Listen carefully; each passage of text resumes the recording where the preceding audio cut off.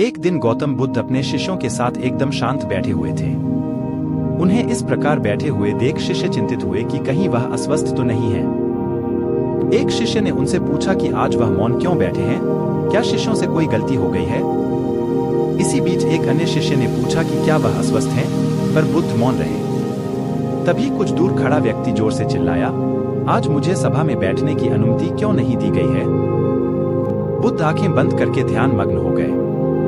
वह व्यक्ति फिर से चिल्लाया, मुझे प्रवेश की अनुमति क्यों नहीं मिली। इसी बीच एक उदार शिष्य ने उसका पक्ष लेते हुए कहा कि उसे सभा में आने की अनुमति प्रदान की जाए। बुद्ध ने आंखें खोली और बोले, नहीं, वह अछूत है, उसे आज्ञा नहीं दी जा सकती। यह सुनकर शिष्यों को बड़ा आश्चर्य हुआ। बुद्ध उनके मन का भाव समझ गए और बोले, हाँ, वह अछूत है। इस पर कई शिष्य बोले, हमारे आश्रम में जात पात का कोई भेद ही नहीं, फिर वह अछूत कैसे हो गया। तब बुद्ध ने समझाया, आज वह क्रोधित होकर आया है। क्रोध से जीवन की एकाग्रता भंग होती है।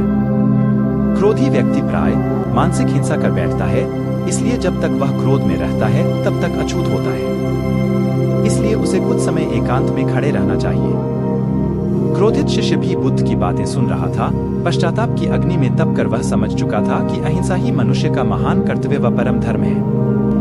वह बुद्ध के चरणों में गिर पड़ा और कभी क्रोध न करने का प्रण लिया। शिक्षा आशय यह है कि क्रोध के कारण व्यक्ति अनर्थ कर बैठता है और पश्चाताप उसे बाद में होता है, जिसका कोई लाभ नहीं मिलता। इसलिए हमें क्रोध नहीं करना चाहिए। असल मायने में क्रोधित व्यक्ति अछूत हो जाता है और उसे अकेला छोड़ देना चाहिए।